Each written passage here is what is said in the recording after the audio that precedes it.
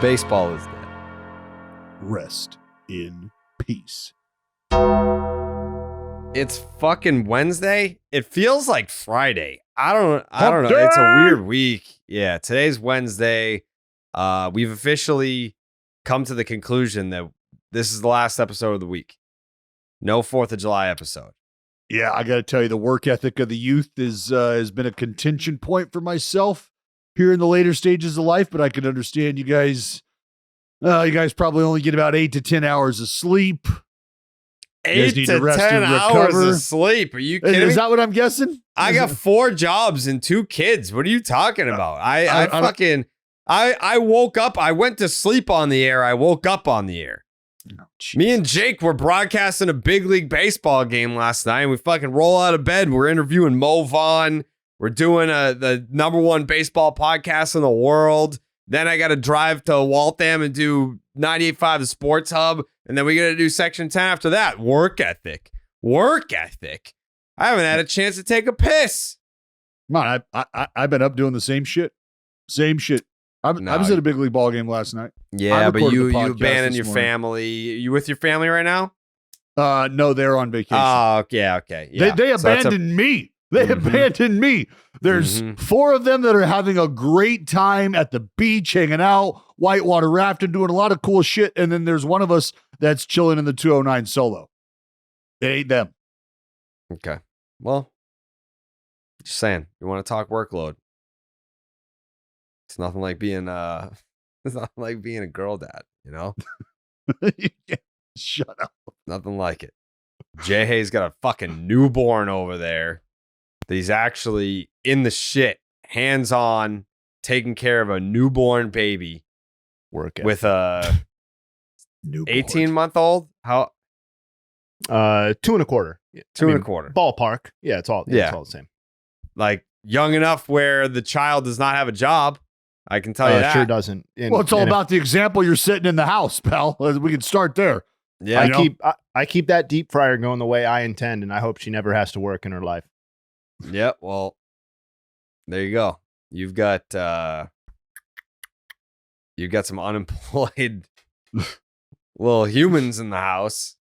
So that's leeches. Yeah. You don't know shit about work ethic, Dallas.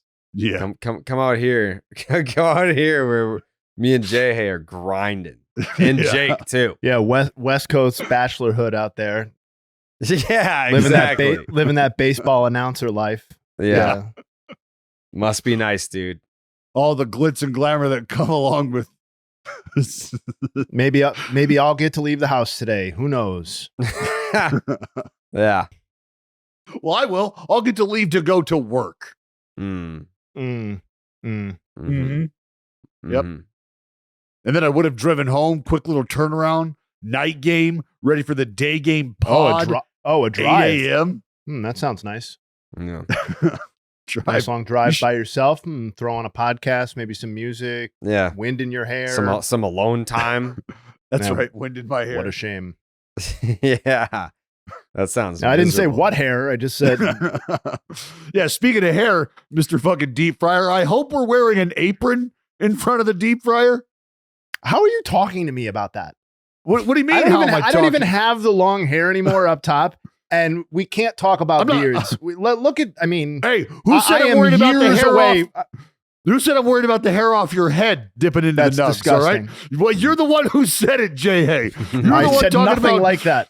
Talking about towing up to a fucking hot boiling pot of oil or whatever the hell you said. And my initial thought is, buddy, you guys were talking about how you operate in the heat. And I quote tweeted it and said, I literally figuratively stand in front of a deep fryer every single day. Yeah. Obviously, the implication is that I'm cooking up nugs. I don't know what your interpretation. I know. I just hope that you're clothed when you're standing and you're talking about being at home. Big work from home guy. WHD, I work do. from home, Dad. 100% of my employment is work from home status. That's correct. Mm-hmm. Well, I hope it's clothed is what I'm getting at. Yeah, baby, underdog. Yeah. What up? Let's go. The dog. I was actually getting tweets this morning getting yelled at about like my previous employer's like margins. I'm like, I don't have anything to do with that. Like this dude, I've had him use rest for like assured. 2 years. Yeah. He's like, how many users are you bringing in? I was like, my guess would be 0. I don't work there. Anyways, speaking of children, Shohei Ohtani hit a bomb off a child's face last night. Well, hold on. Jake, edit that out if the kid's not okay. Is the child okay? I don't know. I would assume so. If people were tweeting the clip last night. Happened. The slow-mo shot. The slow-mo shot made me feel like that kid was the only one seeing it come. I know. He's just like this. And he didn't he looked like he was staring into the sun the way that. Like it just tractor beam locked him in, and he was just like, take me to Jesus. Like he knew it was coming. The summer in between college semesters, me and my buddies used to go down to the local Little League field and do home run derbies. Opposite. And you know, it was like a real mix of athletic ability. And I remember one time somebody hit a fly ball and my friend Joey got under it in the outfield. And I wasn't even like totally paying attention to the play. And I just hear the most blood curdling scream I've ever heard in real life. And it was the sound of something going through a pumpkin. That's what it sounded like. Oh, it was like a yeah. And I was like on first base line or something like that. So I was like, you know, like yards and yards away, and that's what it reminded me of. I mean, Joey was, you know, fucking like 5 times as old as this kid that got hit last night at the time, but gross. Dude, I almost got I almost lost a testicle when I was probably like 17, 18. Wow, that would have been it. That would have been zero. It'd have been tough playing home run derby, Little League field, and ball goes up, and I'm just like lightly jogging after the ball, right? But the Little League fence is literally dick high, and like I'm just jogging, and you know the fence that the metal rail across the top, but then the little spikes go just above the rail, right? Just a hair above. And as they go to, so I just casually walk or like lightly jogging and go to catch the ball, and I hit the fence, and it just, and then I folded over, and like the space between the fence from hitting it and things come back together and pinch. And I was like fucking hanging. I wasn't hanging, but I was bent over the fence, and like I had to like use my arms to keep myself up so things were not. It took me like 5 minutes to get off the fucking fence. I had to have help. It was a bad situation. And like this is in Stockton. Yeah, there was some tetanus involved. Oh probably. yeah, there's tetanus. There's some hepatitis. There's yeah. But the good kind that you're able to battle. I think. Yeah. Right. Isn't there a bad? You would have gotten all kinds of diseases from that fence. Yeah. Nothing a dose pack can't take care of, though. Yeah. Shout out to Medrol dose packs. Yeah, I guess that's a good point. I don't know if that kid's okay. I mean, if that many people were posting the video, I would imagine that the child is fine. And I mean, what are we gonna find out later? Oh, guess what? Shohei Ohtani gave him a fucking $50 million trust, a vehicle. Like who, this kid made out like if you were ever going to get smoked in the his fucking college forehead, tuition is taken care of. Yeah, like you want to be the dude who wears one off the face from Shohei Ohtani. Yeah, he's probably doing it on purpose. Like he tried to get smoked by that. He's like, I want a full ride. Yeah, he's like, hold on, I got it. This is next generation Hampel. He's a gloveless Zach Hampel. Yeah. Ambulance chasing Zach Hampel. Zach Hampel. Have you met him before, Dallas?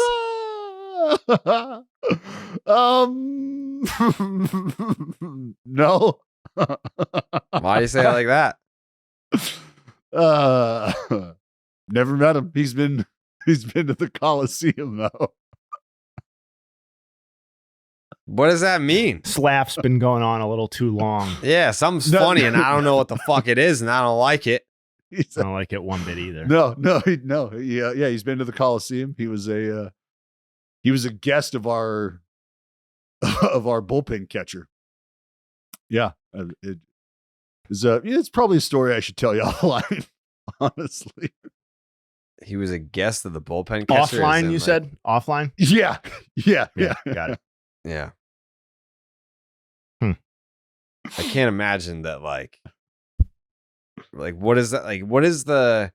Don't answer this question, Dallas. Jay, hey, what do you think? Like the dollar value of a roll out the red carpet experience at the Coliseum is. Like, if you could put a monetary guest. When I say figure- guest, I mean he just like he was on the pass. This list. one in particular, yeah, sure. Like, we're gonna roll out the red carpet for you at the Coliseum. Like, that's got like a total dollar value of. I mean, you got to think $112. I was gonna say like $95. Yeah. Yeah. I guess I tacked on the tax and the processing fee. No, I think we're in the same. I think we're right of same mind on this one. Yeah. Yeah. Like, what's the most expensive ticket you can buy at the Coliseum, Dallas? Is it behind home plate? Yeah, diamond level. Diamond level. Like, Okay. yeah, like for a seat outside of going into a box or whatever. Yeah. How much do those go for? No idea. Got to think like $14-15. No clue. I legitimately have no idea how much those go for. Let's find out. Like a pack of cigarettes. Yeah.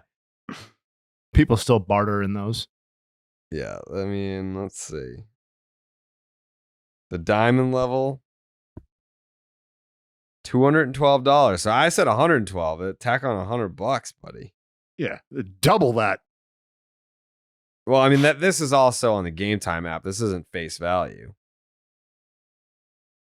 It's better than face value because it's the Game Time app, right? Right. Let's see. Yeah, diamond level. Yeah, man. Like you can bump it up. Like you can pay like $500 to sit there if you want. That would be a funny video challenge.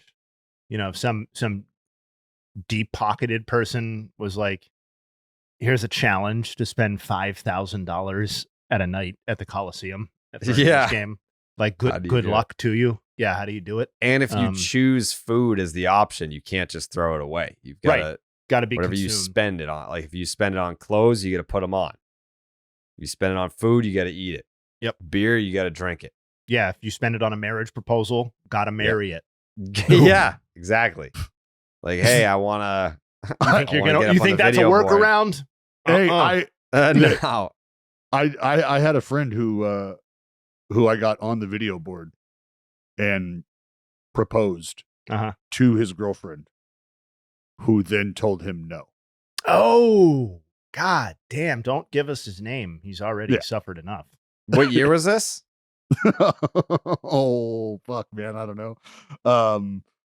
Like 2009? They still together? They are.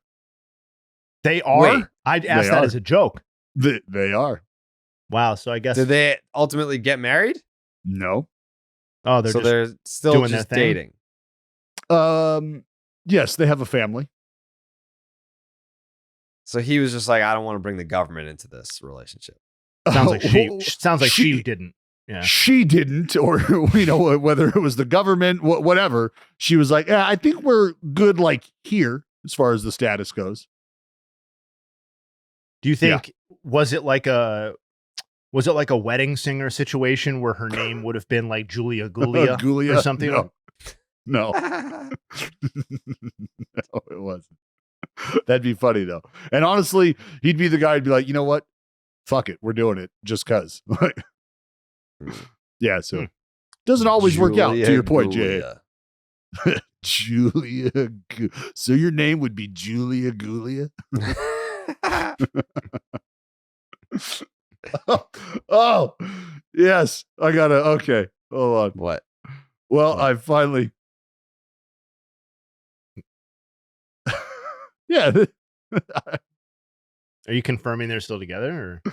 Oh no. You guys were just laughing about something. Or we were just laughing about something, and I just sent you the reason why. Oh. See. So you can't address this. Oh, I'm not.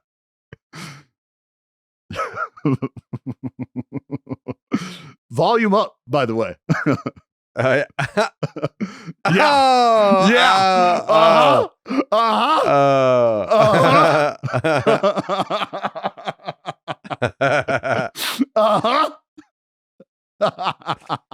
Got it. Hey, your boy still paints. Still paints. Yeah. Everyone listening is like, I fucking hate you guys. Yes, they do. I'm sorry. I'm so sorry. Because there will be a day. There will be a day. All right. I gotta wait for the time. Yeah. That's Plenty of public facing content to enjoy. Yeah. Yeah. Yeah. We provide you with hours of entertainment. Let us have our one thing that we get to laugh at. Do you know how fucking awesome I felt in that moment? Oh my God. Yeah. I'm sure you did. Sure you did. Yeah. Just how you draw it up. The home run derby is not how you draw it up, though, because Shohei Ohtani is not participating. Did we expect this? I feel like you had to. Yeah, but it's still disappointing, isn't it?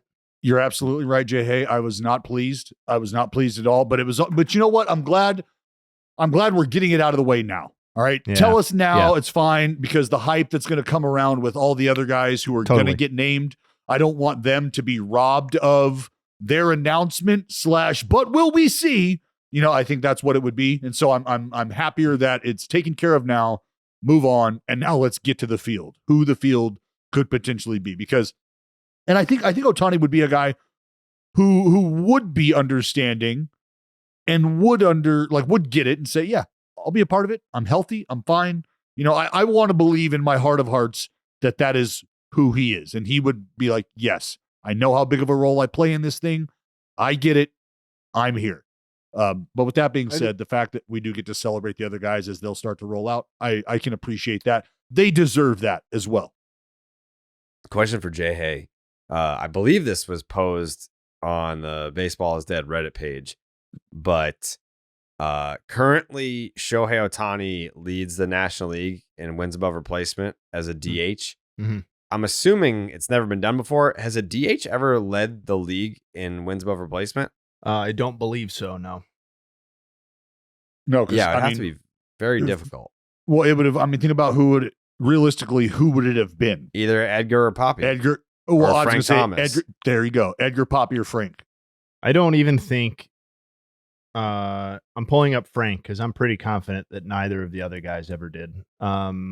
No, Frank Thomas never led the league in wins above replacement in any single season. He led the AL in WAR, so the offensive component of it. But the overall number that we're used to seeing, he did not lead at any single season. So how is Shohei doing this? Well, let me ask this though, Jay. Is that the caveat? Because could Frank Thomas, and I think he would probably be the only one out of that group in terms of defensive viability that you could conceivably have his defensive production combined with his offensive production. I'm sure you could work that out to where you would still get a valuable player who very well may lead or could have potentially led that season in WAR. Does it make sense what I'm saying? Sure. Yes. So to more directly answer Jared's question or attempt to, I think part of it is circumstantial. Shohei Ohtani would not be the leader in WAR in the National League or in the American League, right? So that's just that is part of it.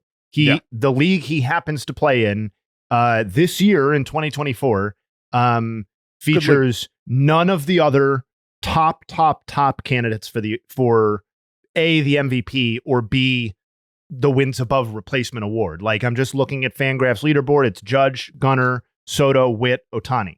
And then there's a fairly significant quote unquote drop to Bryce and Elly and other players. So that is bullet point number one, I think, which doesn't diminish Ohtani's season in any way. The other one is that so obviously, Frank Thomas's numbers were extremely impressive in the seasons that he won MVP, and frankly, and in many other seasons as well. But like, and listen, he was not far off the leaderboard in WAR in the seasons that we're talking about. So I'm not saying he wasn't 2 or 3 wins above replacement behind these other guys. Like I believe according in 1994, which was one of Frank Thomas's best seasons and one of his MVP years, he finished with 6.4 wins above replacement.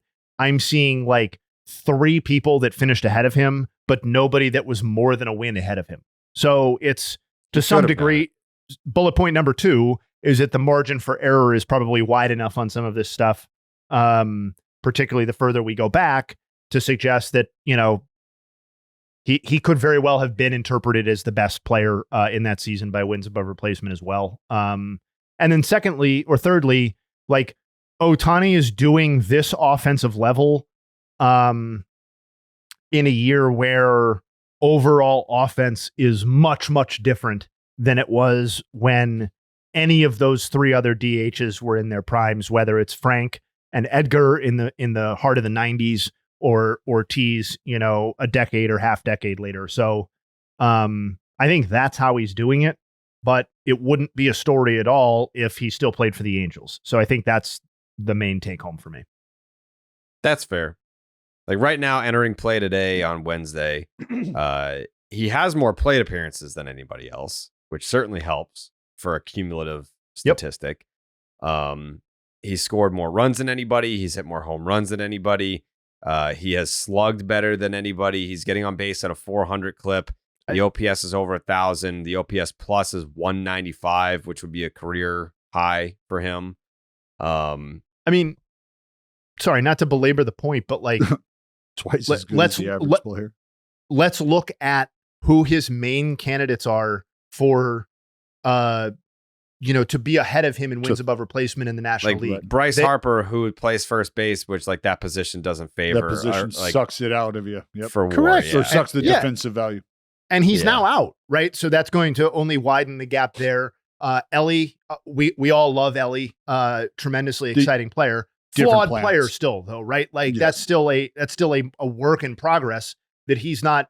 If Elly puts it together, he may lead the league in WAR every single season that he plays during his prime. We're still getting to that point, though. Ketel Marte, I think, is a great player, not a perfect candidate to lead the league in wins above replacement. Mookie Betts has missed time, etc. So, like, the NL is just such where Ohtani's taking advantage of that. If he was in the AL, not only to go further on the point that I just made, not only would we not be talking about would a DH be leading the league in wins above replacement, but he would be so far behind the other guys that he would have essentially no chance of catching him as a designated hitter. Like he's 1.2 behind Gunnar Henderson and 1.3 behind Aaron Judge. Barring catastrophic injury, which I'm not wishing on either one of those guys, that race is over between those 3 in the sense that it's a race at all. It's just really hard.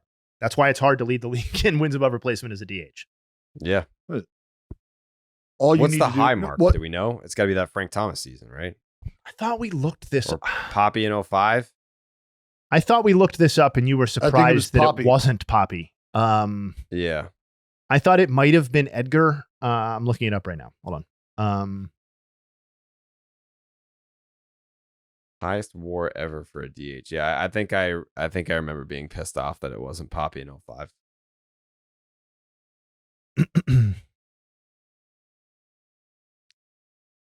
Let's see. I don't even know that 05 was Poppy's live best search season going on. For yep. WAR. So this is minimum 50% of your games at DH. Right now, Reference has it as a tie between 95 Edgar Martinez and 91 Frank Thomas.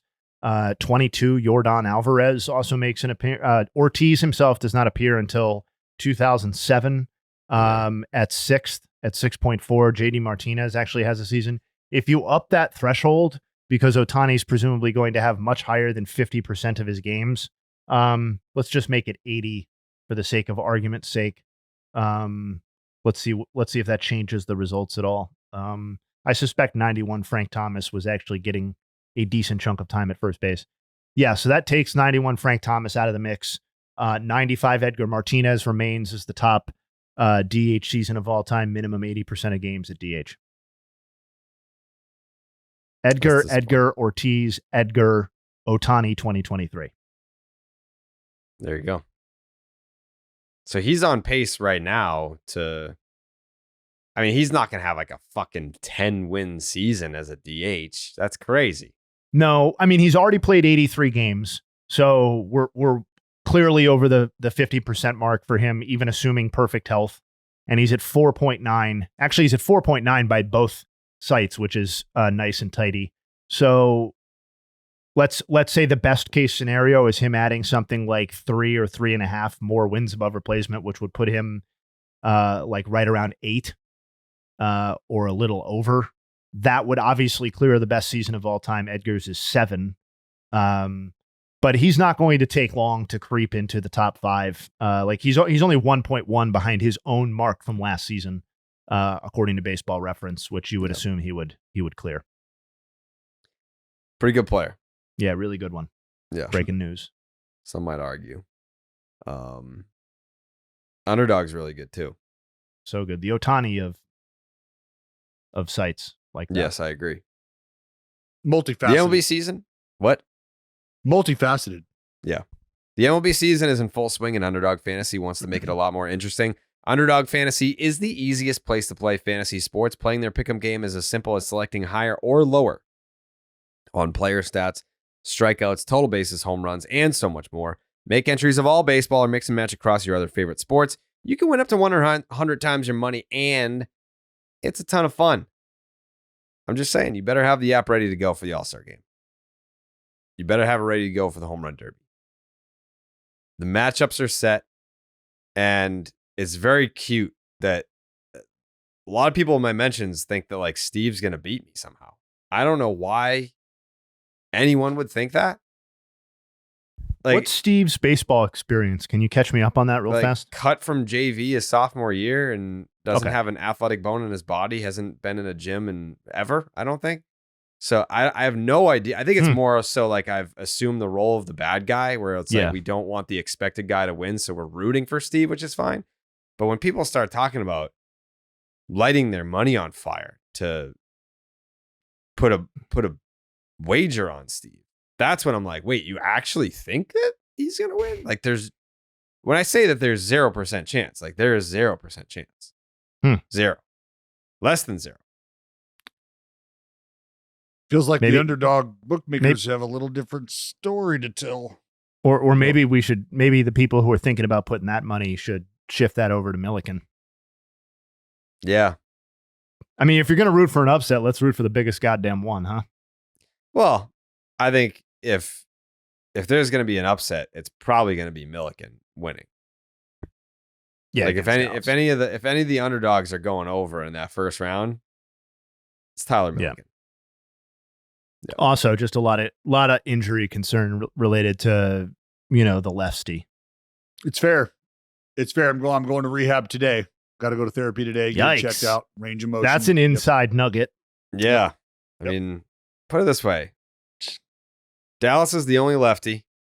We're talking wind patterns. We're talking ballpark dimensions. We're talking the fact that he's going to be under the influence of drugs. And he has an injury that could cost him the mobility of his arm for the rest of his life if he gets injured again in this home run derby. That's fair to say. Could compromise me. Yeah. So maybe risking the most out of any participant. I mean, I'm risking my life. Without a doubt, I am. Without a doubt. No. Yeah. If I don't make it back home, family, my arm. Who's going to call the A's games? And we got there's a lot. You can call your A's games without an arm. But if I'm distraught though, the focus and Yeah. I'm trying to decide whether I should show up like I used to for Little League, Hollywood Havens, in jeans and sunglasses. Jeans and sunglasses. Yeah. Are we going full uni for this? I'm going to need shout out to Mr. know. Shout out Mr. Little Page. What's up? Like, do we have? I'm going to need a definitive rule book, definitive rules to game plan for. Like, I need these details ironed out. Jake, do we got rules? Hit the ball, dude. We have a production meeting on Monday that everyone's going to be there for, where we're going to go through everything. Everyone is in us too? You guys too. On Monday. What time on Monday? I believe it's in the afternoon. The afternoon. All right. As long as it's before Monday Night Raw, I'll be there. If it runs into Raw, I can't promise you shit. But same. Yeah. Make sure you sign up with the promo code Jared. That's JARED to get up to $250 in bonus cash and a special pick on Underdog. That's Underdog Fantasy promo code Jared. Aaron Judge hit another home run. I feel like we've blown him enough this week to where it doesn't have to be super in depth in regards to the conversation, but it is worth noting that he did hit another home run. Justin Havens? No, I've been thinking about that right-handed hitter thing the whole time. Are you going to make this a video or no? I think yes. Okay, yeah. Yep. And there's I saw a former colleague of mine, Paul Mbakidis, who's still at ESPN, tweet something about a certain sample over which Aaron Judge has the highest OPS ever for a right-handed hitter over like a 50-game sample or something like that. So I think there's a lot of meat on this bone. I think I feel better about the take the more I think about it now, 48 hours later, having marinated on it. I think it's going to be a great video. So right now, it's up on. It just came across MLB Network. Jack Flaherty. Comparing the Yankee outfielders, and when you look at Mickey Mantle, Joe D, and Aaron Judge, through 4,384 plate appearances, Mickey Mantle was rocking a 181 OPS plus. Through 4,418 plate appearances, Joe D was rocking a 159 OPS plus. And through 3,989 plate appearances, Aaron Judge is rocking a 169 OPS plus. So you're saying he's better than that piece of shit Babe Ruth ever was, right? Oh, that was just a conversation about Yankee outfielders. Oh, okay. Yeah. I mean, sorry, go ahead, Jared. No, I was just going to say, like, I feel like if you were to bring up those numbers as well, that Judge clears. Are we talking about Ruth or? Yeah. I don't think he clears. Well, maybe I shouldn't say anything. No, he doesn't clear peak Ruth in terms of numbers. I mean, his highest OPS plus was 255, which I think is just a number that we're not going to really see in baseball anymore. But also not a right-handed hitter, so not of our immediate concern for this conversation, obviously. But yeah, I mean, neither. I know. Obviously, Mickey Mantle wasn't either. But the only thing, to your point about Joe D and Mickey, the part of the reason why Aaron Judge's conversation is going to be and will end up being so fascinating, from maybe a Hall of Fame conversation, although I think we're definitely headed in that direction regardless, is that he just debuted so much later than those guys. Like, we're talking about a full half decade of baseball that Mickey and Joe D got that Aaron Judge didn't. I mean, Aaron Judge debuted in his age 24 campaign, and I think Mickey was age 19. So that's why I think like there's going to be a limit maybe to the greatest right-handed hitter conversation, in that nobody is going to be able to argue for him in terms of bulk. But I just don't think, the more I sit on it, the more I just feel compelled that this is the greatest run. This is the greatest sustained period of production that we've seen from a right-handed hitter in the entire history of baseball. There's no hidden old guy to get in the way of this, which is crazy. It's also crazy that Juan Soto has a 180 OPS plus, and he like literally pales in comparison to a season being produced by his teammate. Like that's winning the MVP in a lot of seasons. Yeah, every other season. And it's just totally overshadowed, other than Soto's moments of brilliance, like individual moments. The season as a whole is overshadowed because he doesn't hit as many home runs, and obviously he just hasn't been as good. It's just crazy from so many different perspectives. I think it makes it even more impressive when you consider how the rest of the league can't fucking hit at all. Like offense is very down this year. And then you look at Soto and he's got like a, whatever it is, like a 1020 OPS. And you're like, yeah, sick, north of 1,000 OPS season, bozo, because it's not even close to what Aaron Judge is doing. Well, I think what's getting lost too in this is that the offense is as bad as it is this season across the table.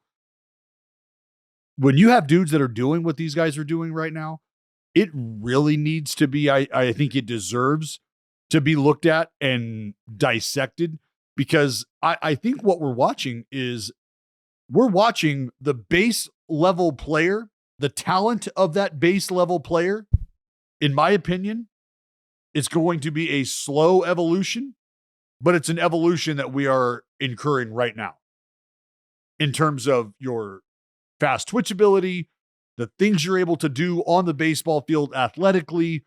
I think the base level talent of the player is rising. And I think before that happens and you're able to really take note of it and see it happen, you do have to go through a period of struggle. I don't want to call it an ice age, so to speak, but you're going to see a few of the apex predators survive this evolution that's occurred on the mound with velocity and pitch design and movement. There's just going to be a small group of guys who are able to keep up with the Joneses on the hitting side of things. But as we continue to work through that, the lower level player, their talent level is going to increase on the whole. So I think when we look up 5 years from now, 10 years from now, we're going to see a different type of offensive player. Do you know the first team to ever draft Aaron Judge? Sure do. Yep. Sure. I think every team should pull up the 20th. Said, no, going to the no. Yeah. We'll see you later. Yeah. The Oakland A's originally drafted Aaron Judge out of high school. But I think every team, like if you're a baseball fan listening to this and you want to hate yourself, like pull up the 2013 MLB draft and just take a peek at who your team picked instead of Aaron Judge. Because he was a compensation pick. Yeah, do you know who they were being compensated for? You do, Jay Hay. Fuck yeah, I know this nugget. Yeah, who is it? Teixeira. No. Oh, God damn it. Hold on. I just shook this man's hand a couple weeks ago. I must have that mixed up with something else. Hold on, don't tell me. Aaron Judge was a compensation pick. I do know this. Nick Swisher. Nick Swisher is correct. Sorry. Compensation pick for Nick Swisher. But the Yankees themselves made a pick before they took Aaron Judge. He wasn't even their first round pick. But I'm looking at it now, Jake, and we took fucking Trey Ball, number 7 overall. Never did make it to the big leagues. No. Here, let's just run through really quickly. Here are all of the guys that made it to the big leagues. The Chicago Cubs are the only team that can be like, yeah, I'm fine with how that draft went. Like they took Chris Bryant, number 2 overall, and that got them a championship. Aaron Judge wasn't even up yet at the time, right? No. When did he get called up? 17 Judge? Was his rookie year? Or no, he got called up in 16 at the end. 17. Yeah. His first full year was 17 when he hit the 50 bombs or whatever. But yeah, I still think the Cubs are like, yeah, we'll keep Chris Bryant. We'll win the World Series in 2016. But going down this list, I mean, the guys that made it to the big leagues. Austin Meadows was the Pittsburgh Pirates 9th overall pick. Tim Anderson, who was just DFA'd by the Marlins, which pretty much, if you get DFA'd by the Marlins, you're being told you're not good enough to play Major League Baseball anymore. That was the Chicago White Sox pick at number 17. Clint Frazier was the Indians pick at number 5. John Gray, the Rockies pick at number 3. JP Dom Crawford. Smith, the Mets pick at number 11. Hunter Renfroe, the Padres pick at 13. JP Crawford at 16. Marco Gonzalez, the pick by the Cardinals at 19. Christian Arroyo, the number 25 pick by the San Francisco Giants. Ryan Stanek got taken before Aaron Judge in this I would draft. have taken Judge, man. Chichi Rodriguez of the Texas Rangers. Out of Oral Roberts. Oral Roberts. The first Chichi Phil out of Oral Bickford. Roberts, I'm pretty sure. Oh, Jay. Oh. Hey, you.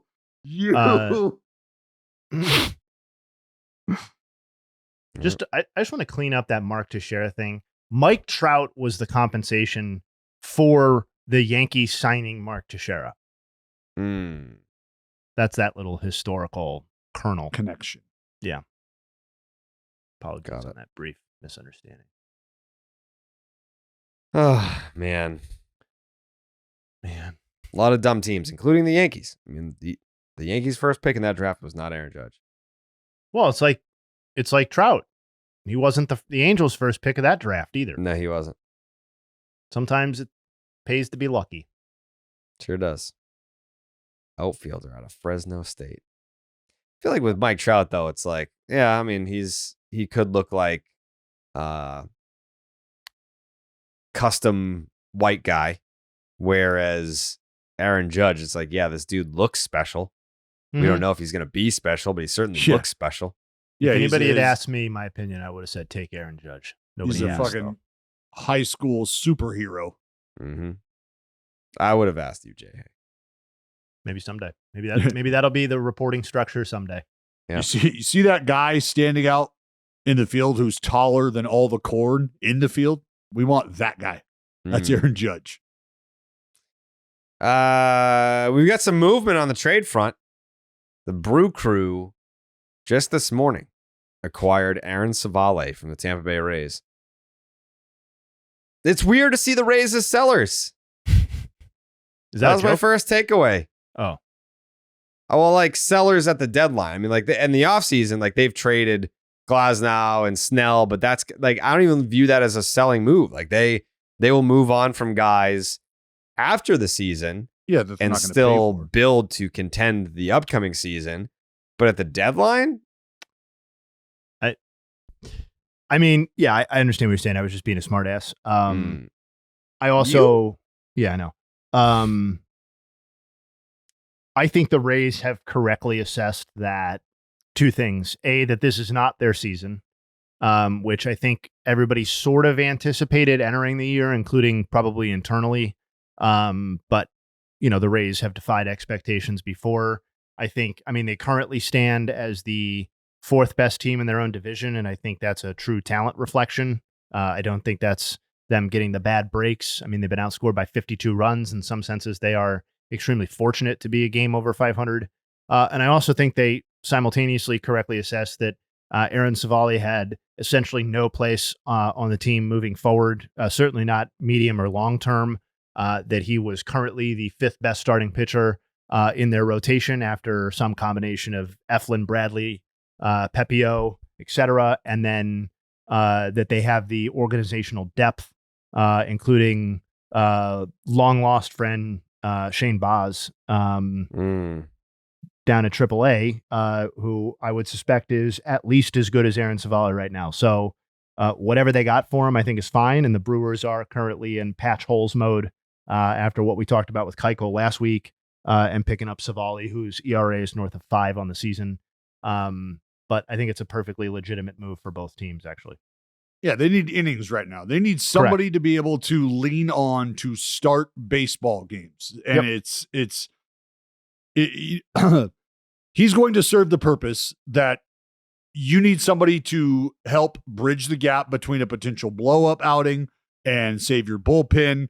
This is a guy who you're not going to have to dip into the bullpen for a start or for a bullpen game per se. You can start Aaron Civale. And as much as that might not sound like, well, is this a get me over the hump move? No.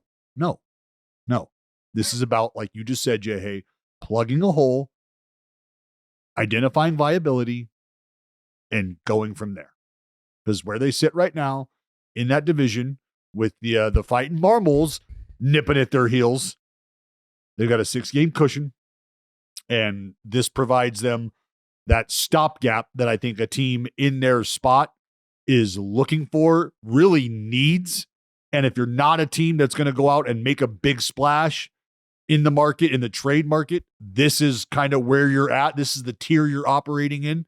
So I think it's a move well played by the Brewers. I'm looking at the Rays payroll right now for rental pieces since they're waving the white flag and they traded Civale. I'm like, all right, well, who else could be on the move? There's really no one that's going to be a free agent next year. That's all guys going. I mean, but that's not to say that they won't get traded, because it is the Rays and they don't want to pay guys even in arbitration, never mind in free agency. Randy Rosarena is going into his 3rd year of ARB, and he has another year of control after that in 26. Civale was going into his last year of ARB, and he'll be a free agent in 26. Yeah. Well, listen, are the Rays like Zach Eflin maybe? Well, listen, are the Rays, if the Rays are where they're at right now, and they've already started to, and we're not saying that this is going to be a sell-off by any means, and we're highlighting. No, but if they can get out from underpaying Zach Eflin $18 million next year, I feel like they might entertain that. Sure. And so what's to say though that if they're at where they're at right now and they're comfortable with making these moves, how far are we away from a complete turnaround, from a complete overhaul? They wouldn't do that. To me, that's why they wouldn't trade Eflin specifically. Like, I know it's $18 million, or whatever it is he's owed next year. I know that's a lot by their standards. In some senses, they need to pay somebody.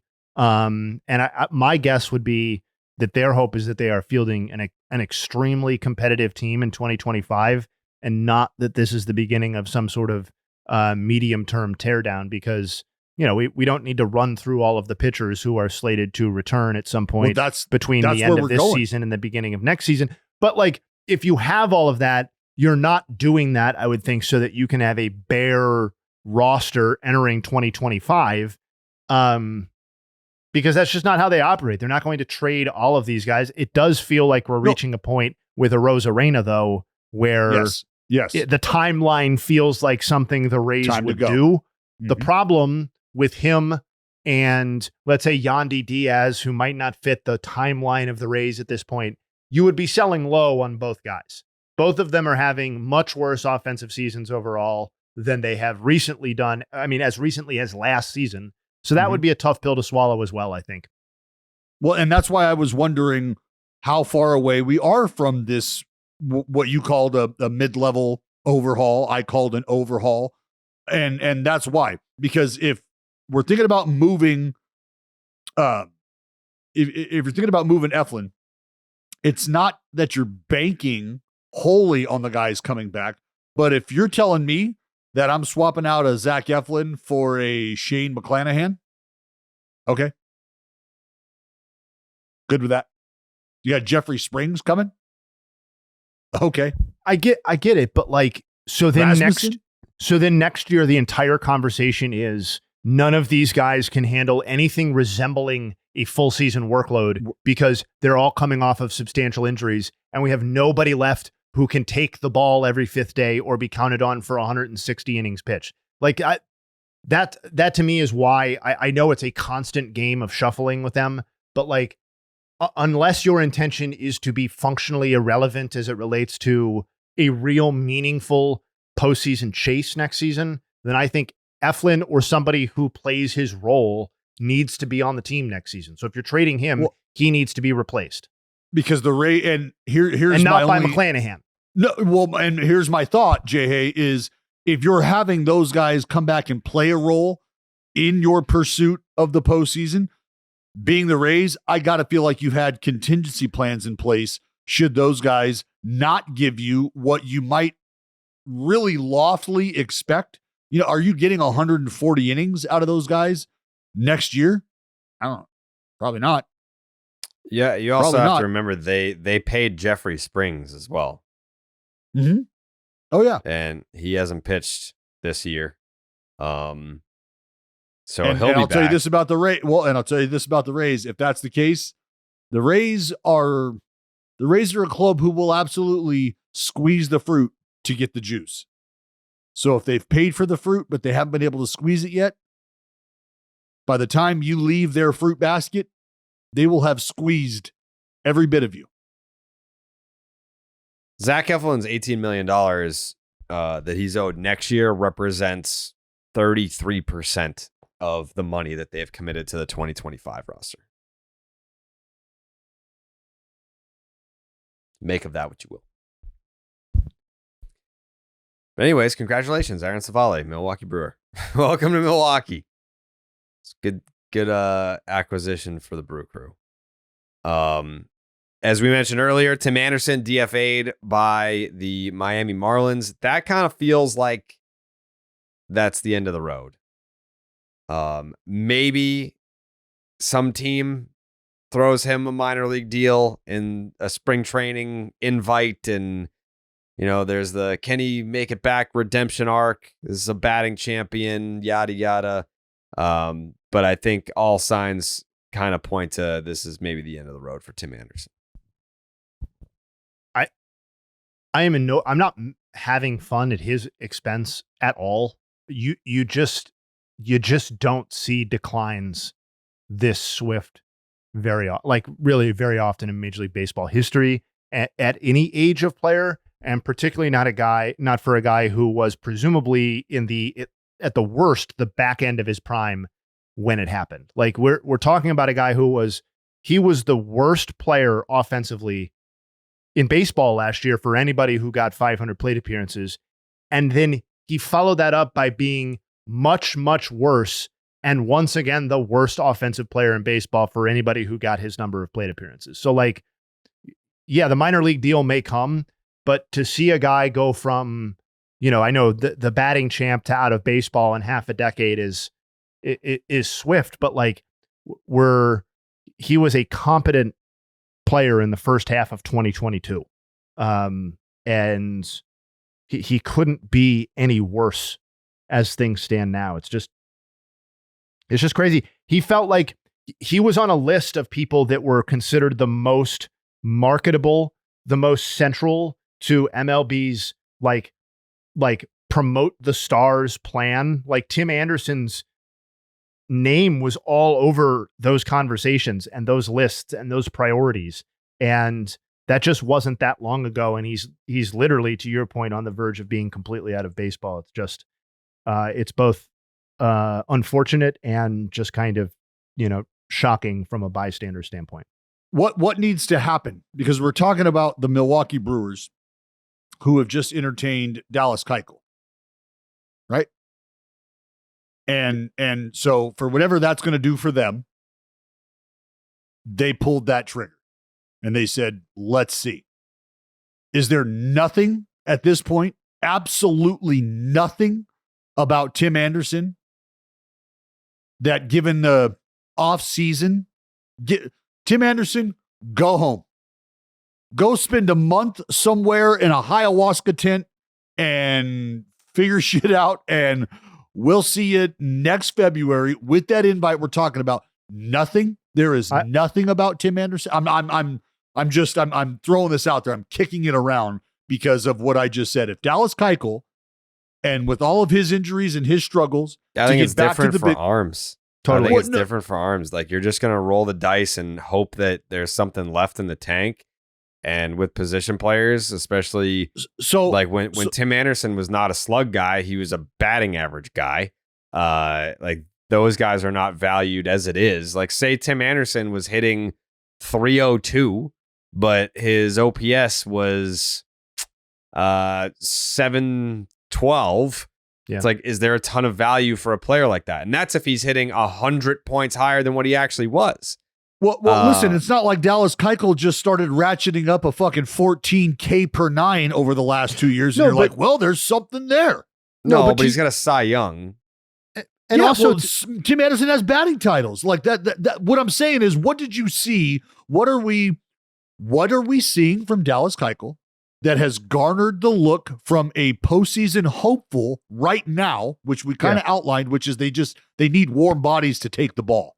Right? That's what we're getting at. So for Tim Anderson, has the drop-off been so drastic and there is no hope of the future that he doesn't even get a sniff from a team who just needs a warm body, not even a postseason contender, but just a team that's looking to fill a fucking roster out.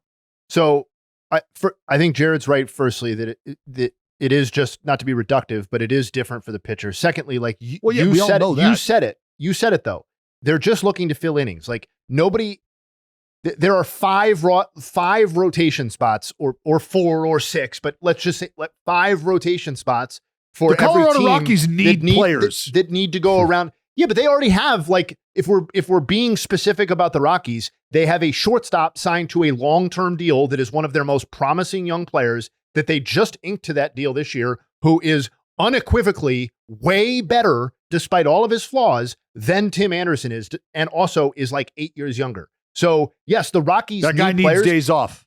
Tim Anderson, they can pull any asshole from their AAA team who doesn't cost any money, who has no expectations about what his contributions to a major league team are going to be, and that guy is almost inevitably going to be better than what Tim Anderson has proven to be over the last 2 seasons. We're not talking about a guy who is on the downside. We're talking about a guy who was unplayably bad. The fact he got 200 whatever plate appearances from the Marlins, that alone was generous based on his performance. He had like a 30 weighted runs created. Like, what are we talking about? Old, yeah, like, how old is Tim Anderson? He's 31. Like 31 years old. He just turned 31 in June. Dude, Dallas Keuchel won't be making playoff starts for the Milwaukee Brewers. He's a Band-Aid to get them there, right? Like, nobody needs shortstops like that. And furthermore, Tim Anderson isn't even a defensive asset at shortstop. Like, it's fine if you don't want to hit shit. Like, there's a debate among my Chicago Cubs friend fans, like, about what Pete Crow Armstrong is. And I'm like, at the very least, the guy is a great defensive center fielder, even if he can't hit for shit. Tim Anderson isn't a good defensive shortstop at this point. Clearly, the numbers say that. I think the eye test would back that up. And then to Dallas's question about what is salvageable here, you go to his baseball savant page, and I'm not to be like a number scout, but like there is nothing here that would bring encouragement. Absolutely nothing. He's not hitting the ball with any authority. He's not hitting the ball. The launch angle that he's hitting the ball at keeps getting worse and worse. We keep hitting more and more ground balls every year. He hasn't hit a single home run off of any pitch type this season. He's getting worse year over year against every single pitch type, homers or not. It's like the whole thing is a fucking mess. And it's like, to me, like, I'm not trying to kick a guy out of Major League Baseball and end his career, but like, it's really, really hard for me to see a way back. This isn't Cody Bellinger. I know, I said Cody Bellinger would never be the same guy again.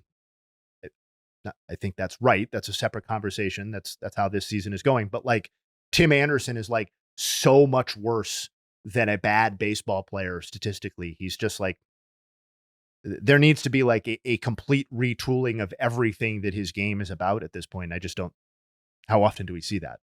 You would bet against that. I'm trying to think, like Chris Davis. What happened with Chris Davis? KHRIS, the Crusher. Okay. I was going to say they both kind of fell off pretty hard. But Chris Davis Mr. went 247. Yeah, exactly. Yeah, 247, fuck 4 years in a row. for the A's. But he hit 40 plus homers 3 years in a row and then was hurt and then was never, ever, ever, ever the same. Never, ever the same. And it was a fly ball down the line in left field that he reached over and caught and fucked his rib cage up. And then from there was just never the same dude. So I have a date that I can point to with the decline of Chris Davis that I can reference and say, that day, that is the day that things changed forever for this dude, and he never got back. I don't know that there is that definitive day per se for Tim Anderson, and this is away from the baseball field. I do feel like at some point in time, you have to think about the shit that you're dealing with outside of the game and the kind of weight that carries. And I do feel like that absolutely has had an impact on Tim Anderson. As unfortunate as that is, that's life shit. But that has also, in my opinion, played a role in this, because when you're looking for solace and you're looking for an escape, that's what the game has provided you a lot of the time. And now the game has turned into something that provides a livelihood, right? The game is more than just a game. And so now when that starts to be impacted on the level that it was, the ability to escape in this area of your life that is so important to you because it's what provides life for you and your family is now a place where you almost, I got to get away from this too, because I'm hearing it on the field and I can't get away from not doing well right now. And I think that is a tidal wave that a lot of people try to kind of tuck away and keep off their radar, but that's real. Royce Lewis is getting an MRI, and he's going to be missing some time. Is this like a Byron Buxton 2.0 situation? You certainly hope not. You certainly hope not, because I'm going to tell you right now, I don't know that there is a more influential relationship in baseball than the one that exists between Carlos Correa and Royce Lewis. I've watched them over the series that we played here at home. I talked to Carlos about this, and then I watched it in Minnesota. Before at bats, after at bats, you can see Royce walk up to Carlos in the dugout, and you can see it's Carlos just kind of sitting there, and it's Royce going, "Hey, what do you got here?" And then you can see Carlos kind of give his 2 cents, and then you watch the at bat take place, and you watch if they have time. Lewis comes up to Correa after the at bat with his iPad, like, "Hey, so this is what I did. This is what I thought. What do you got?" And you can see Correa look at him and walk him through pitch by pitch, have the back and forth. So it's unfortunate to think that you have that kind of player with that kind of interest in getting better really every minute he's on the field. And now we're starting to talk about how many minutes is he going to be on the field. I do not want that for the Twins. I don't want that for fucking Royce Lewis.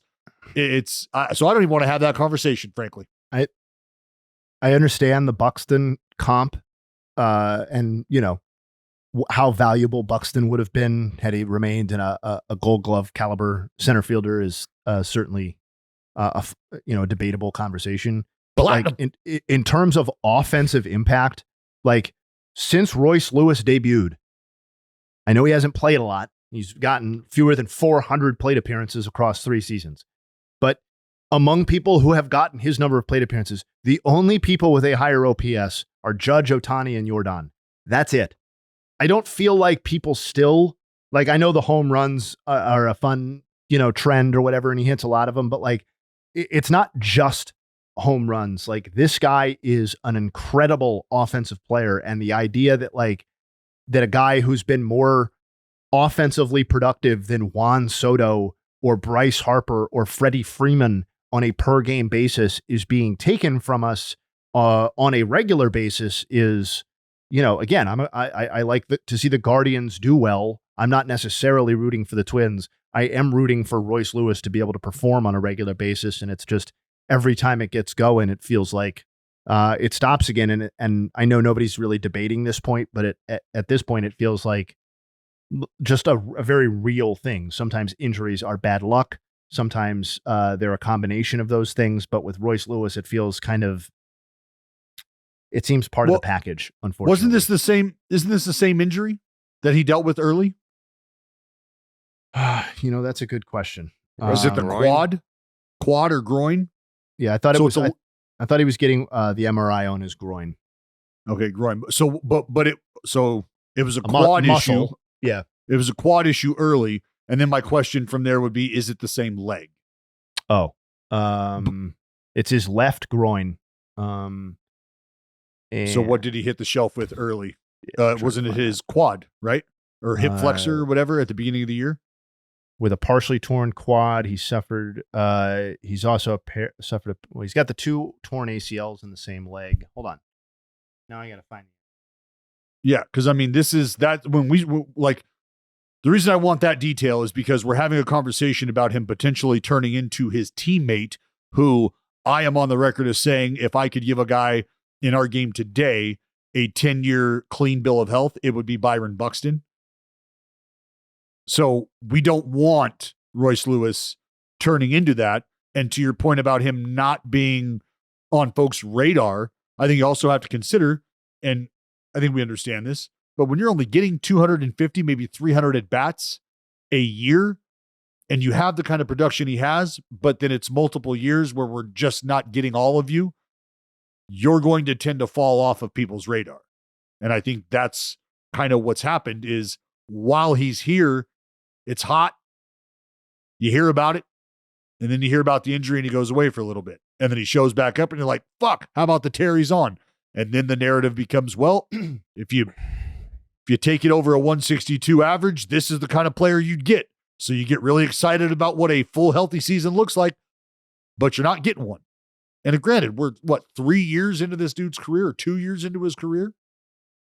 So it's not like he has a track record of 7 or 8 years of just not being able to stay healthy, but to start. Not a hot start. Yeah. Right. That's it.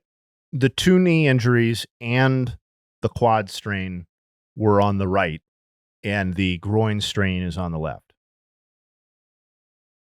So hold on. Go. So he's had the same knee done twice, right? Correct. 2 torn ACLs. Yeah. Jesus. So, I mean, you got some lower half issues. And when we're talking about playing every day, and we're also talking about staying on your lower half and what's required from the hitter. I also don't want to insult our audience. I didn't mean to say like he's not on people's radar. I know people know who Royce Lewis is. I just don't know if people appreciate that like there are 3 people in baseball who have been more offensively productive per game or per at bat or whatever since his debut. Like that to me is kind of eye-popping. Yeah. Surgery on right knee to replace torn ACL. That was February of 2021.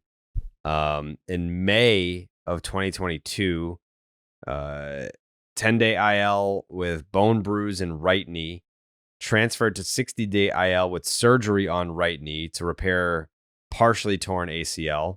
That was in June of 22. Placed on 60-day IL, recovering from surgery on right knee to repair partially torn ACL. Placed on 10-day IL with strained left oblique, tightness in left hamstring. Placed on 10-day IL with strained left hamstring, and that put him out for the season in September of last year. Strained right quad. That was in March of this year. And then 10-day IL with strained right quad was in March. Yeah, I got to tell you, man, that is a lot of compromised structural integrity in the lower half. We're talking about knees being able and quads to rotate, and groins and ACL tears. And where does your power come from? Well, for me, it's all the arms, upper half. For most normal human beings, power comes from the lower half. Yeah. From the ground. Mm-hmm. From the ground. Yeah. Well, speedy recovery to Royce Lewis. Hope to see him back out there soon. You wanted to talk about Elly De La Cruz, Jay? Oh, I just quick little check in on relative star status for the Cruz brothers. Okay. I just feel like, MLB, did a whole little marketing thing around Elly De La Cruz. It made its way through social media yesterday. Just seems like just kind of having a moment for Elly. As he deserves. No doubt. Yep. Just thought we'd make note of it. If you haven't seen the video, go check it out. I do have to check that out. I actually haven't seen it. Yeah. I'd love to actually go see Elly De La Cruz play a Major League Baseball game. I haven't seen that yet either. Me neither. Which is why I gotta get on the Game Time app. Hell yeah.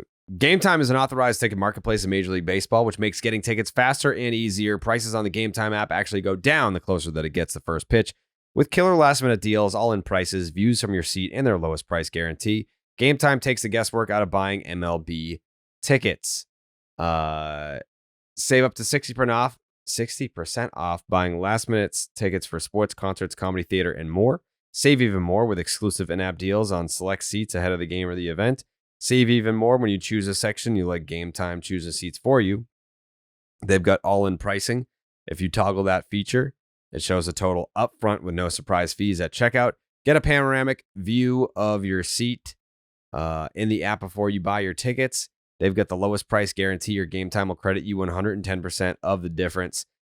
Your purchase is covered with the most flexible customer service policy in the ticketing industry. Take the guesswork out of buying MLB tickets with Game Time. Download the Game Time app, create an account, use the promo code BID for $20 off your first purchase.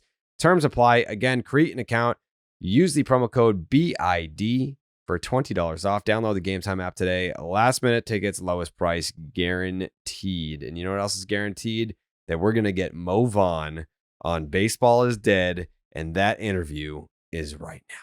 All right, we're here with Mo Vaughn, 1995 MVP for my Boston Red Sox. Mo, first of all, thanks for taking the time. We appreciate it. It's good to see you. Good to talk to you. Tell us about what you're doing with Perfect Game. Oh, man, there's a whole host of things. Getting into baseball the past 6 years with my son. Lord knows I never thought I was going to be back in the game on that level, especially at the youth level. Down here in Florida, we're playing baseball, 12 months out of the year. So we are the leading youth baseball. We are the leading baseball group, amateur baseball group in the world, servicing over, touching 1 million kids in what we do. But I just have been really on the youth level where everything has, because my son has been playing since he was 6. So I'm coaching, working with Perfect Game on development, trying to find those diamonds in the rough that nobody gets to see due to financial or different types of reasons. Just trying to bring the original style of baseball, which old school is kind of what I call it, back to the forefront, and help our group identify and place people and give everyone who deserves an opportunity, who's working hard, going to school, doing the right things, being a good son or daughter, however whatever that means, the opportunity to get involved with our group. And it's been very successful. They've been great partners. They've helped me build my own business in Vaughn Sports Academy down here, where we service probably 1,000 kids ourselves with over 100 teams and different things we've done.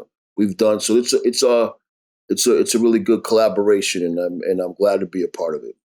Big Mo, let me ask you a question about the parental side of this, because you're talking about dealing with kids, thousands of kids, which means you could probably double that in terms of the amount of parents you're dealing with.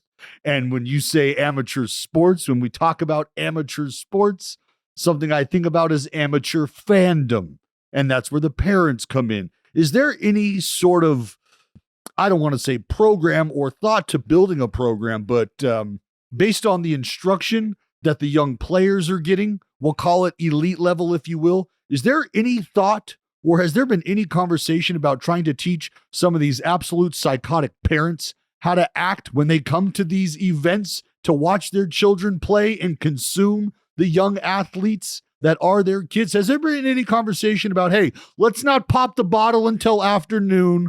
Let's go ahead and remember that a lot of these folks are volunteering their time. Is there any of that going on at all? Absolutely. And I think, Dallas, you have hit it right squarely where it needs to be hit. And it's an important factor in our process. Got a lot of crazy parents out here. Oh, come on. And I'm very lucky enough, like I said, I have over 100 teams. I deal with parents in a certain way. I'm a little bit lucky because I have a credibility where I don't have to listen to anyone. I really don't. I'll listen to you to a point, and then I'm going to make my decision. And I'm very confident in the decision that I make. But there's a guy up there in Connecticut, and you guys know this guy, Dan Hurley, and he's talking about how he interviews the parents before he interviews even the player, and how important he's interviewing. Are you a fan of your son, or are you a parent, being a mother or a dad? Are you a fan dad, or are you a dad? And there's so many fan dads. Oh. I've been very, very lucky in terms of my son has come out with a lot more physical athletic ability than I ever had. He's fast. He's strong. He's got a good heart, a good arm. And what I'm saying that for is all that doesn't matter, especially at 10, 11, 12 years old. There's a path and a process that needs to be put together. You need to put your head down and continue to work. And by the grace of God, somebody strikes lightning on you and you have an opportunity to continue to move on. That's the path. And I think not a lot of parents understand how hard it is. I think everybody thinks that they're looking at social media and they see the end result, or they see the all the glitz and the glamour at the end. They don't realize how hard it is to go through the path. And I think that's where a lot of parents get caught. And that's where a lot of players get caught. As well as I know, there's two age brackets of youth baseball. There's an 8 to 12 youth bracket, and then there's that real bracket that starts at 13, 15. And we know the drop-off usually becomes at that 13-year-old bracket when everybody goes to the big field and the ball's not flying off the bat at that 220-foot fence, and it becomes reality. And I think what I try to do with my son is keep your head down, go to work, keep physically training and getting stronger. Stop looking at your stats at the 10, 11, 12 year level, and try to get yourself prepared to have a chance when you hit the big field. And I think there's just so many issues parent-wise. I'm lucky enough. I've seen some of the greatest players. I know what it takes. I've done it myself. It's such a long marathon of a road that we're not even at the bottom of the hill right now. There's so many things to do. But you're right. I try to talk on, and I try to preach to parents about the process as much as possible, because you're right. There's a lot of parents that are spoiling the efforts of their son by their own actions before they even get an opportunity to get on the field with a real coach. Mo, you mentioned getting back to old school baseball with the younger kids. What, in your mind, can you define old school baseball in your eyes? What I mean by that is, we all like exit velocity. We all like arm strength. We all like angles. We all like how far what angle we swung to put the ball on the bat. That the bat went through the zone and the ball traveled. How hard we're throwing. We all like spin rate. What I mean is, all that stuff is important. And I don't disregard analytics. but it can't be the final result. Mm. We as baseball guys know what we see, but also I have found there's more players at the 17-year-old level, and I've coached some of them, sorry to say, don't know the basics of a bunt play or a bunt defense or a cut or how to run the bases or how to take a lead or how to get a secondary or how to block a ball as a catcher. Mo, I see it in the big leagues, Mo. You see it in the big leagues. But I understand where it stems from now is that it's not being taught now. And I have an 11-year-old squad that right now is a little bit better IQ than a 17-year-old team that I coach. Why? Because I stress about playing and learning and understanding how to play the game.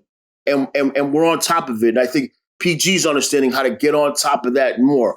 Get the baseball guys out there to teach the game the way it's supposed to be taught, the old-fashioned way, the way that's necessary. What these players and parents don't understand is everybody wants to go to a top 10 school, top 20 school. Well, you know what's going to happen there? They're gonna sign 3 kids just like you in the same position. And when you get there, the coach is going to put down a bunt play, and whoever knows what they're doing, he's the one that's going to play. And no one is teaching that. How fast you are, how fast the ball came out the bat, how hard can you throw? But you got to be able to think, and I think that's to me is what I mean by old-fashioned baseball. Is there a certain aspect? Is there a certain fundamental? Is there a certain foundational pillar to the game that, let's say you only had one thing to be able to convey to these kids? And I know there's a million different things that we could emphasize and say, you know what, this, based on who you are, would help you get to that next level. Is there a foundational fundamental that you would really try to sell these kids on before you would have them even consider about moving to the next level or thinking that they could get to that next level? Well, Dallas, I don't think it's one thing. I think we got to go back and start understanding why we hit behind the runner. How do we drive that guy to third base without getting a base hit? How do we get the bat on the ball when we need to? How do we put the bunt down when we need to put the bunt down? How do we defend the bunt with a man off first? How do we defend the bunt with a man off first and second? And I think for me, I like to play that style of ball because I believe that a batting order consists of guys that need to learn how to handle the bat. And there's guys that I need to sit down at 3, 4, 5 guys and talk to. This is how we got to drive in runs. This is what he's going to try to do in this situation.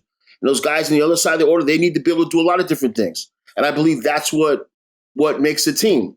So just there's so many things, both offensively and defensively, how to hold a runner on, be in double play depth. All these different things, they all need to be taught over and over again. And you just see it and you go, how did you get this far without knowing this? That's always, and I'm not the type of coach that I don't like asking questions when I'm coaching because apparently the reason why you don't know, so I don't need to ask you why you don't know it because I see you don't know it. I'm looking for the answer. That's how I give me the answer and we'll figure it out. But I just wonder sometimes how these guys have made it this far without knowing the basics of the game. And it's a travesty that it's at this point. Well, Mo, think about this, and let me ask you this, because you're talking about a lot of what we would call old school baseball that you played, baseball that I played. And the first thing that perked me up and caught my ear was hitting behind guys. And then we go right into defending the bunt. And then we go right into putting a quality at bat together to get somebody home with less than 2 outs, somebody over to third with nobody out. How do we do this? Well, is there any thought to all of those things essentially being devalued in our game today? So when at the big league level, we've gotten back to this, but at the big league level, we're not hitting and running, and we're not generating offense like we used to in that regard. And we're not bunting the baseball and sacrificing outs for 90 feet at a time. And so the fundamentals that come along with those things are not only being forgotten wholesale, but are being completely eradicated from the game. I can't expect you to defend a bunt if I'm not asking you to bunt as a player, and I'm not asking you to defend it as a defender because it's not happening on the other side of the ball. Is there any thought to that? Yeah, but you got to look at that. Dusty Baker for the Astros bunted. Oh, yeah. The guy, Bruce Bochy from Texas, bunted. All these guys, they all talk this game. We're going to hit till the regular season. And then when the playoffs come, the teams that win are the ones that can do all these different little things and get it down the way it's supposed to get down. So it's funny how we don't do it during the regular season. We don't do it, but when the playoffs come and everybody's trying to get that chip in that extra paper, everybody's doing it.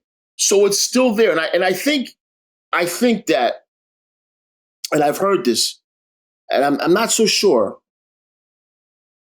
You have to start valuing the batting average. And when you start valuing the batting average, you're going to start valuing the ability to hit with runners in scoring position. Good pitching stops good at hitting every single time. So what's going to happen in the playoffs? Everybody's getting big and their swings are long right now. But when you face it in playoffs, and I've been there, and you're facing that number 1, number 2 starter 2 times in a series, you better be able to put the bunt down.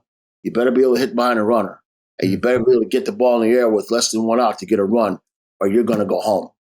And that always, and no matter what has happened, that national broadcaster who's doing the World Series amplifies every time you didn't bunt when you should have.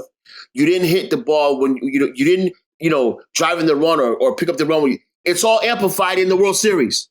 So they're going to start playing it again now, I believe. I love that, Mo. I'm with you. I'm with you. Yeah, I mean, I just got back from the MLB Combine in Arizona, in Phoenix. They had all the high school talent out there, some of the college kids. A lot of the kids are supposed to be going first round, second round, third round. And one of the things that I noticed, Mo, was we're now seeing an influx of two-way players. And at the level that you're talking about, 10, 11, 12, that's commonplace, right? Like, I mean, like that's back, when you're playing Little League and you're playing AAU baseball. I mean, your best player is going to be able to hit. They're going to be able to play shortstop, center field, and they're going to be able to pitch. How have you seen like the evolution of the youth baseball player? Like what trends are you noticing from today's youth baseball players? Well, for me personally, I still have my old school glasses on when I'm looking through my lens in terms of what I see about talent. I still believe, does Ohtani when he's pitched, when he's pitching, does he hit? No. And when he's hitting, he's not pitching. You understand what I'm saying? And they're going to always value pitching. And they're always gonna value those things that are really, really important to success. And to me, that game hasn't really changed. There is a lot of playing in youth baseball now versus practicing and versus coaching. And what I see a lot is there's a lot of great players with a lot of bad technique that when they hit that next level, that's when it all falls out, is when they hit the level of, if you're not throwing the ball the right way, when you're 10, 11, 12 years old, when that field gets bigger, it's going to be a problem.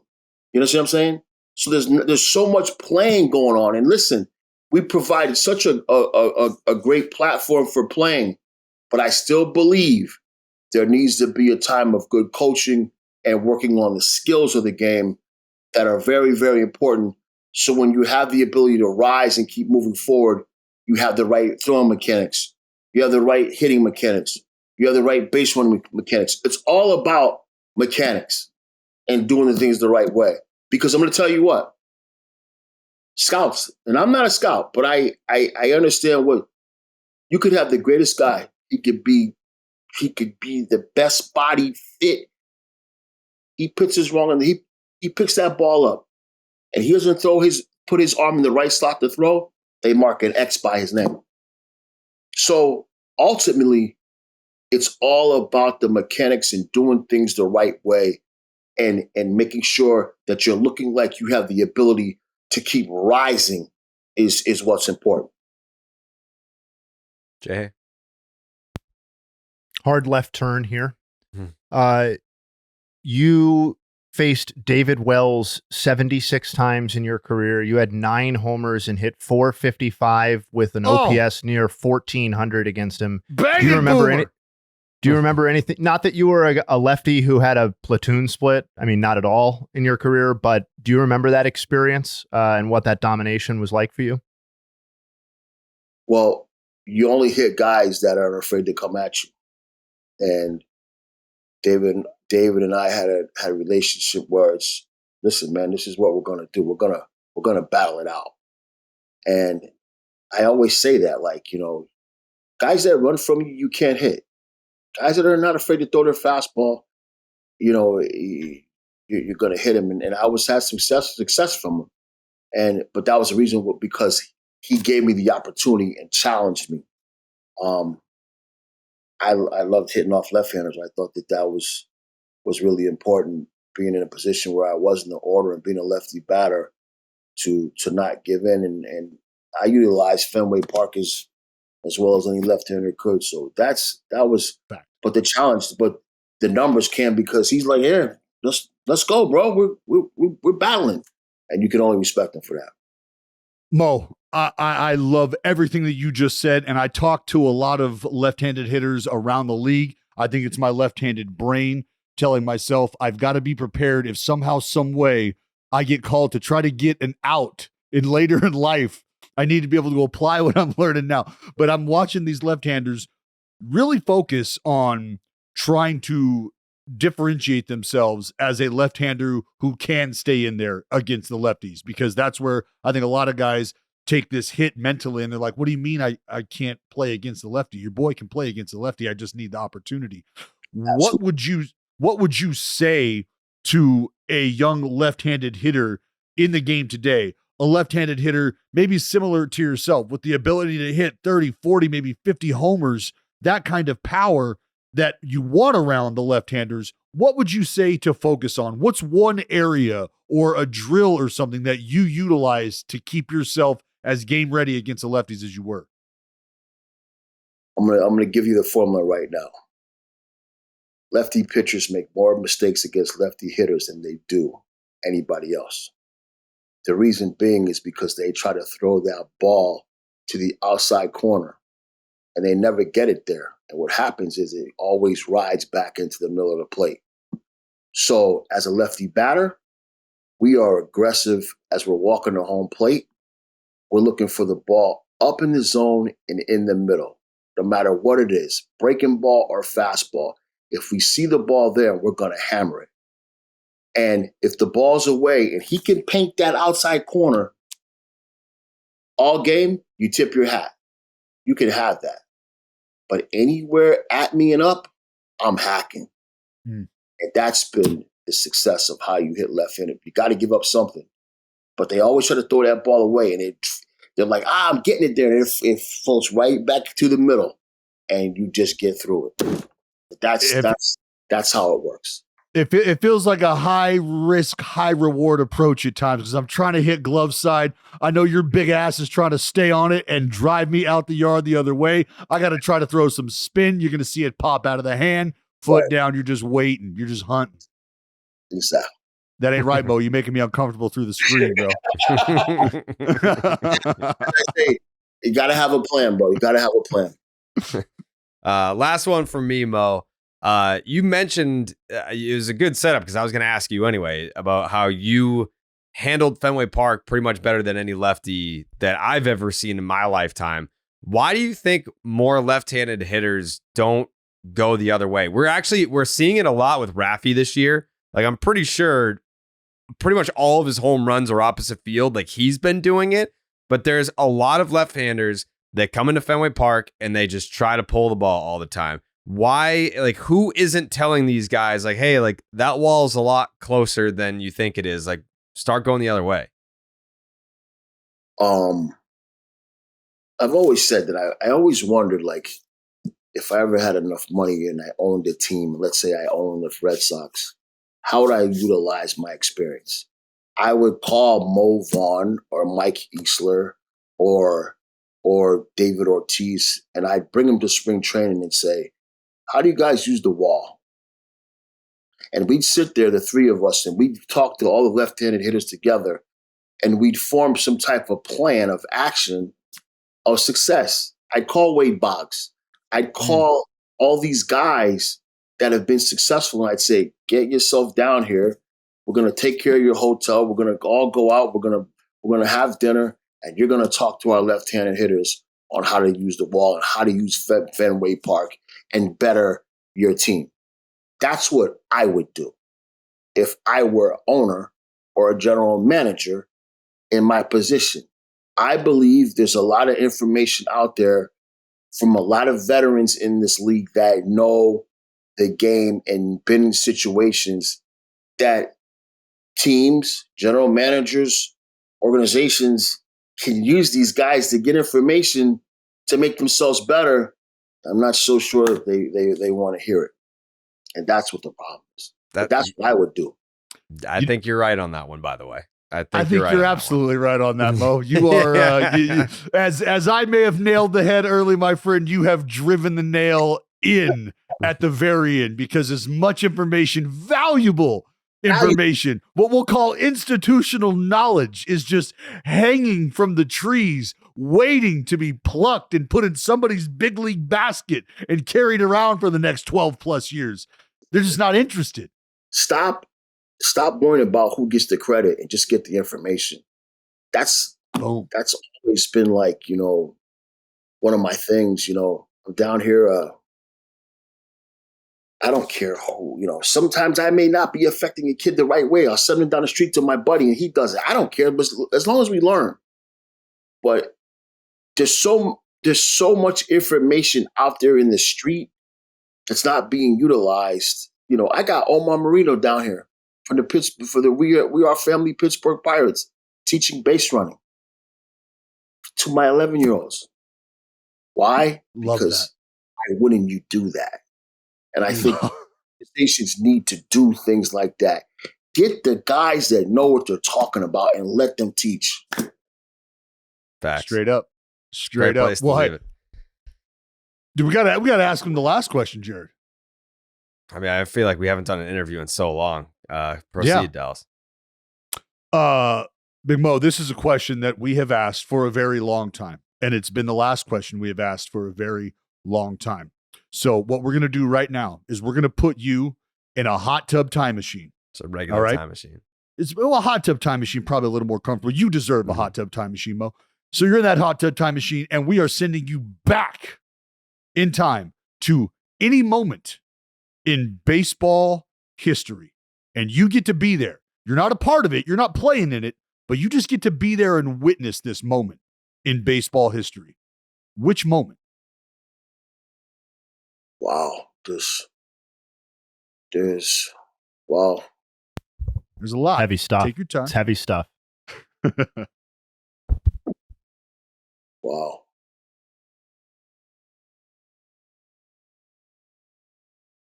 I was there at this moment, but I think in 2004 when we won the World Series for the first time, since 1917, I just think that was, for me personally, and no, in fact, I'm lying. I wasn't there. I was there at another series. My daughter was being born that night that we won in 2004. I was sitting down in Miami at my house, and the whole house was boarded up because we were having a hurricane. And when that final out was made, I actually felt like all of the demons and all of the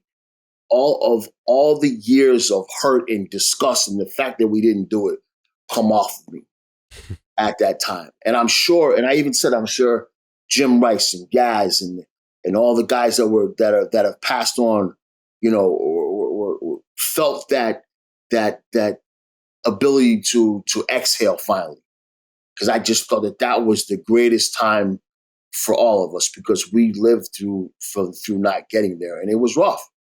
So I think I would have loved to be at the stadium at that time. It's a good pick. It's a good pick. Understandable. October 27th, 2004, St. Louis, Missouri, is the pick for the hit dog. Mo Vaughn, thank you so much for taking the time. We really appreciate the conversation. Anytime you guys want to talk, hit me up. I'm here. All right. We're gonna have to Love do them that. both. Thank you, sir. Yeah, for sure. All right. Thank you so much. Big thanks to the hit dog for making the time. Mo Vaughn, Red Sox legend. I love when past Red Sox still talk about the Red Sox and they say we, even if they've been other places. Well, what has he been there? 10 years? Probably a little bit less than that. Mo Vaughn. When they win, we all win. All of Red That's Sox right. Nation wins, wherever you are in the 8 country years. or the world. When the Red Sox host that trophy. Mm-hmm.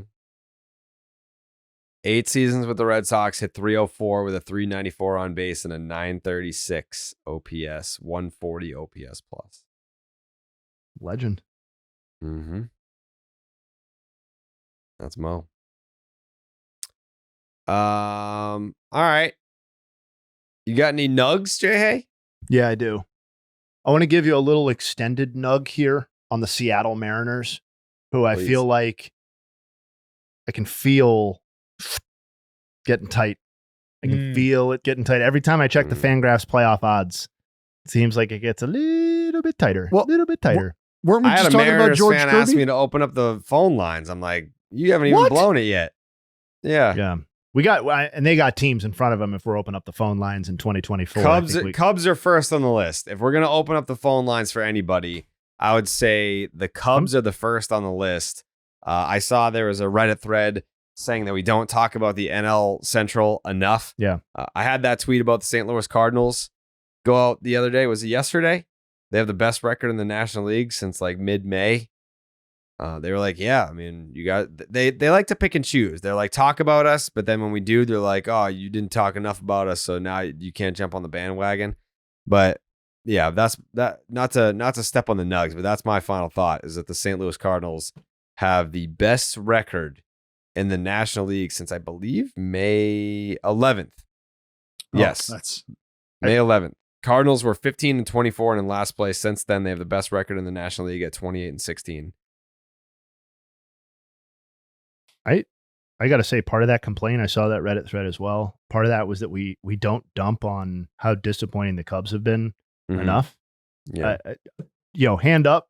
Too much of that content must be making it to my Twitter account because I feel like I'm talking about how dumpy the Cubs are all the time. So follow me at Hey Kid if you're not already following. If you want to see dumping on Cubs content. But anytime anybody on this podcast wants to talk about how disappointing that team is this season, I am game and ready to do so. Yeah. Seattle Mariners, though, over their last 12 games, they are 3-9. That's since June 19th. Their offensive ranks across MLB. Batting average, they're hitting 185. That's 30th. On base percentage, 270. That's 27th. Slugging percentage, they're 30th. Strikeout rate, they're 30th. And runs per game, the only team worse over that stretch is the Royals. That's just since June 19th. The overall offensive situation in Seattle has gotten to a point where I don't blame any Mariners fan for being exceptionally frustrated because it seems like the same fucking movie all the time with this franchise where you have the pitching lined up and you don't have the hitting to support it. That was the entire Felix Hernandez era. And just with more men in the rotation, we're now seeing it again. The Mariners' offensive ranks overall this season, they are now hitting 217 as a team. That's 30th, dead last. On base percentage, they are 25th. Slugging, they are tied for 26th. Strikeout rate, they are 30th. So they hit for no power. They don't get on base and they strike out a lot. Really fun combination to watch there. Runs per game, 3.86. That's 27th. The only teams worse are 3 teams who have no competitive aspirations this season at all. No offense. A's, Marlins, and White Sox. They also are only hitting .226 with men on base this season. The only team worse than that are the A's and the White Sox. So, like, this you could see coming from a mile away. I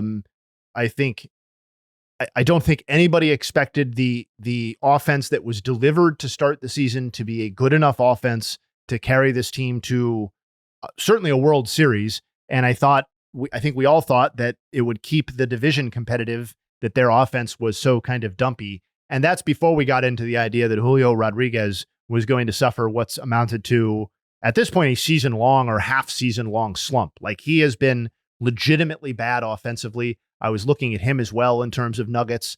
He had 32 home runs against non-fastballs over the last 2 seasons entering this year. He has zero home runs against anything that's not a fastball this season. And his performance against fastballs has eroded tremendously as well over the last 2 or 3 seasons. I like, look at this lineup. I know this isn't a nugget or a final thought. J.P. Crawford, Ty France, Luke Fraley, Cal Raleigh, Jorge Polanco, Dominic Canzone, Julio Rodriguez, Mitch Haniger, and Josh Rojas. What do you expect that offense to do? I just don't. It's not a good offense. No, it's not. And the people aren't good that make up the offense outside of what you would expect from Julio Rodriguez. And Crawford's fine, whatever. And everybody loves the big dumper. That's fine too. But like, that's 1/3 of a 9-man lineup. Yeah, they just don't. They're not getting on base. They're not driving and run. They're doing everything you can offensively to not win games, is basically what it amounts to. There's also like an existential thing here. If you're a Mariners fan, I feel like maybe I'm projecting, but I would think this is the case. And the Mariners fans in my mentions have felt this way. It feels like that, like, the division is yours for the taking this season.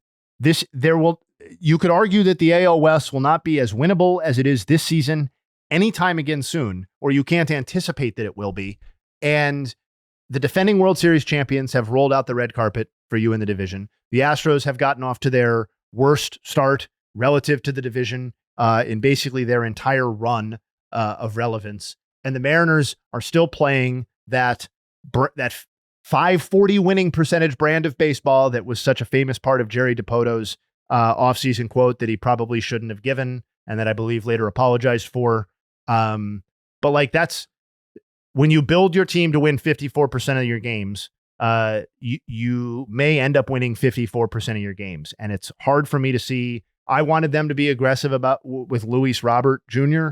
To upgrade this offense, or a Christian Walker or somebody else who could make a meaningful difference here.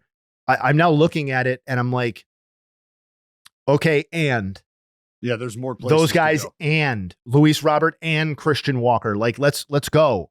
Because otherwise it just feels like, you know, if your ownership group and your front office, the combination, aren't invested in the product and in the same way that fans are, and that becomes really apparent to the fan base, I do think it erodes to a point of no return. So we'll see. Dallas. Anyway. Oh, sorry. I had other nugs. Can I do those? Okay, go ahead. Yeah, sorry. Real fast. Don't want to waste those. Dylan Cease, 2.19 ERA and 2 homers allowed through his first 8 starts. That AJ Preller gambit for Dylan Cease, the sell buy move, looked awesome. 6.15 ERA and 11 homers over his last 10 starts. Looks less good now that his ERA is north of 4 on the season, and he's having Nathaniel Lowe, J.A. popped him twice. I mean, Cease is now having his worst season, arguably. So that's kind of a tough sequence, at least since he became good. Luis Gil, the darling of the first 2 months of the season, has suffered an incredible regression. He allowed 18 earned runs through his first 14 starts, which spanned 80 innings pitched. He's allowed 16 earned runs in his last 9 2/3 over his last 3 starts. So, damn. Yeah, he basically pitched like Garrett Cole right up until the second Garrett Cole returned. And then he went into whatever this is, a pumpkin maybe. Elly De La Cruz, 5th game yesterday of his career with a homer and a triple. That is the most such games by any player in MLB over that span. So if you like excitement, that guy's for you.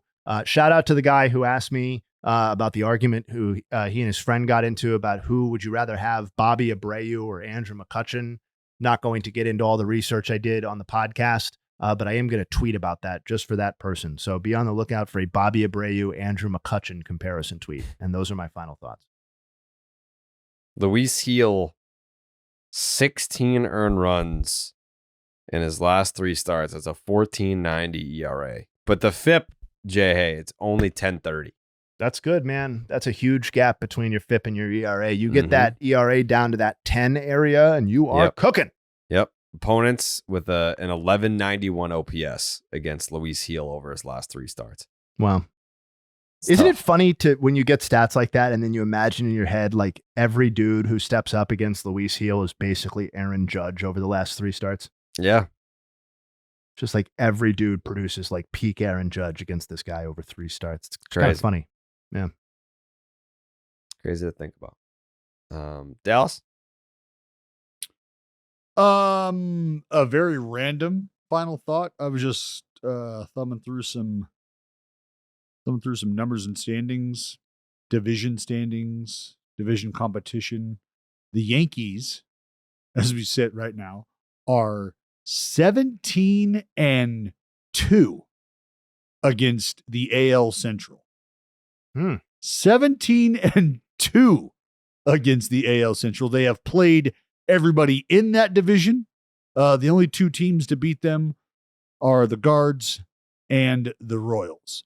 So it always feels like there's a team, the front of the pack, that has picked a division, whether it's their own or interleague or whatever, where they've been able to feast. They've been able to account for a lot of their productivity. When you see teams create a gap, I think over a 2-3 week stretch, I think it's at times when they play a lot of the same folks in a division. But for the Yankees, you want to talk about handling business in the Central? Jesus Christ. 17-2? That's fucking dominant. Pretty good. Also, Jarren Duran homered last night. My final thought, he's the only player in Major League Baseball with double-digit home runs, triples, and doubles this season. Wow. Check out that video on the Jared Carrabis Underdog MLB page.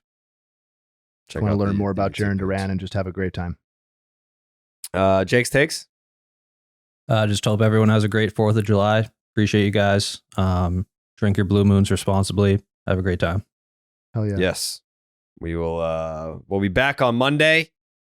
Enjoy your holiday, everyone. Thanks for watching and thanks for listening to us over the course of a holiday week. Hopefully you're sitting on a raft somewhere, maybe a kayak, maybe a canoe. You're out there listening to Baseball is Dead on a holiday, taking in your nugs, your hot takes. Maybe you're fist pumping in the jacuzzi too. Doesn't matter. Maybe. You know, wherever Maybe. you're getting your Patriots Day in. Wherever you are. Thanks for choosing us. We appreciate you guys, and we'll see you on Monday. Wow.